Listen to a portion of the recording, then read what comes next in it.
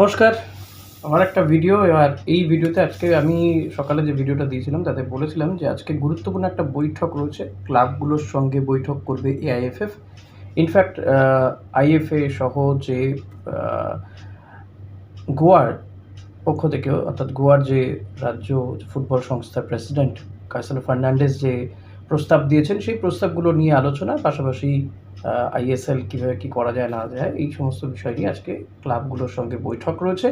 Virtually সেই বৈঠকে ইস্টবেঙ্গল ছাড়া বাকি প্রায় সমস্ত ক্লাবই উপস্থিত ছিল। একমাত্র ইস্টবেঙ্গলের কোনো প্রতিনিধি ছিলেন না। তবে আজকের এই বৈঠক অত্যন্ত গুরুত্বপূর্ণ বৈঠক। এটা আপনাদেরকেও বলেছিলাম যে আজকের বৈঠকে কিন্তু একটা কার্যত বলা যেতে পারে, মোটামুটি ঠিক হয়ে যেতে পারে যে আইএসএলের কী ভবিষ্যৎ। সেই মতো একটা জট কাটার ইঙ্গিত অন্তত পাওয়া গিয়েছে আজকের এই আইএসএলের নিয়ে যে বৈঠক, ক্লাবগুলোর সঙ্গে যে বৈঠক হয়েছে, এবং সেখানে দীর্ঘমেয়াদী একটা আলোচনা হয়েছে।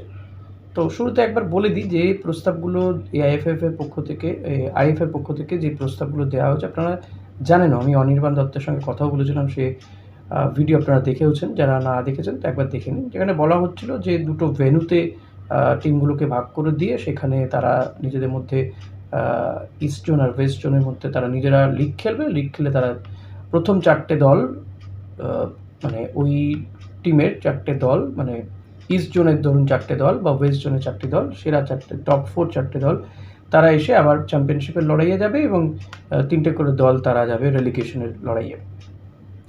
তো এরকম একটা ফরম্যাট। আর একটা ফরম্যাট হচ্ছে যে সিঙ্গেল লেগ করা, যেখানে ডাবল লেগটা হবে না, যেহেতু সময়টা কম।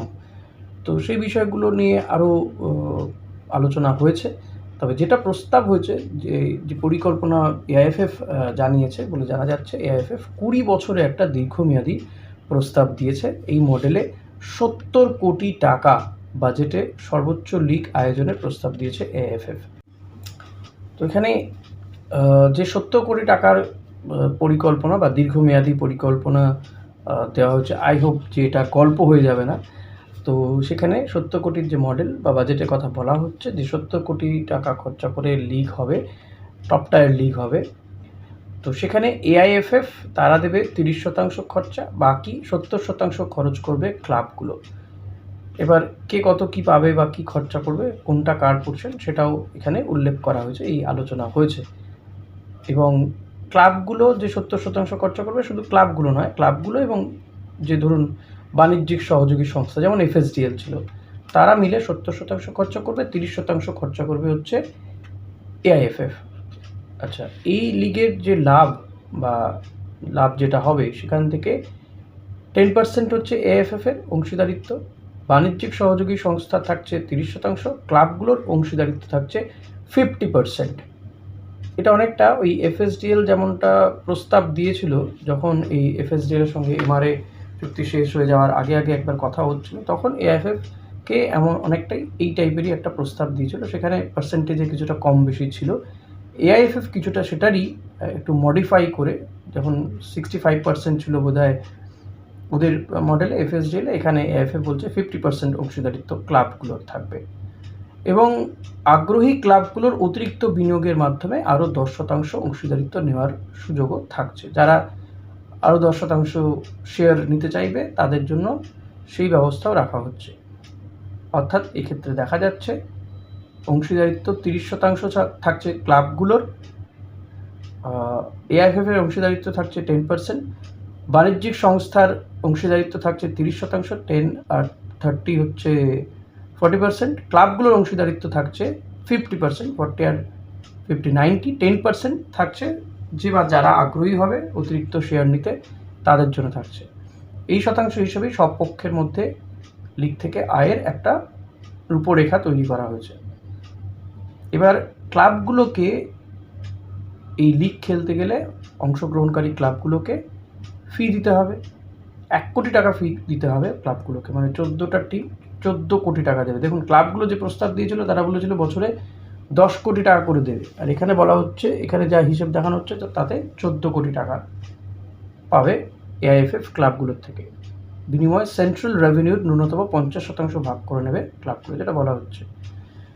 তো এইটা হচ্ছে মূল বিষয়, যে আয়টা কী করে হবে, ব্যয় কত হবে, এবং একটা লং টার্ম চুক্তি কী হতে পারে এবং সেক্ষেত্রে খেলাগুলো আপনারা জানেন যে আয়োজন করে মূলত ক্লাবগুলোই আয়োজন করে। তো বাকি রেফারি থেকে শুরু করে সমস্ত নিয়মকানুন এগুলো এআইএফএফ দেখে। তো তেমনই থাকছে। এবার বাণিজ্যিক সংস্থা সেটা কে ঠিক করবে, এক্ষেত্রে ক্লাবগুলোর কাছে ছেড়ে দেওয়া হয়েছে বাণিজ্যিক সংস্থা। অর্থাৎ এক্ষেত্রে কিন্তু ঘুরিয়ে হয়তো অনেকেই মনে করছেন যে এফএসডিএল ওয়েলকাম, এফএসডিএলই আবার ফিরে আসবে। এবং আমিও আপনাদেরকে বারবার বলেছি যে এফএসডিএল ভারতীয় ফুটবল থেকে চলে যাওয়ার জন্য আসেনি, এত কোটি কোটি টাকা বিনিয়োগ করেছে এমনি এমনি না সেটা।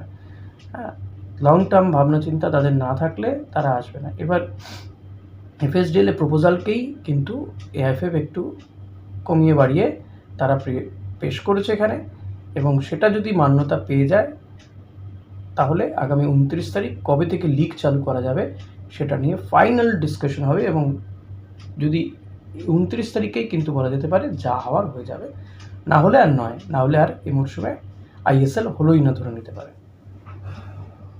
এবার মনে হতে পারে যে ইস্টবেঙ্গল যদি এই বিষয়টাকে মান্যতা না দেয়, দেখুন ইস্টবেঙ্গলও খেলতে এসছে, তারা খেলবে, তারা বারবার বলছে তারা লিগ পরিচালনা করতে আসেনি, খেলতে এসছে, তারা খেলবে, খেলা হলে খেলবে, ইস্টবেঙ্গলের যা খেলার কথা সেরকম খেলবে।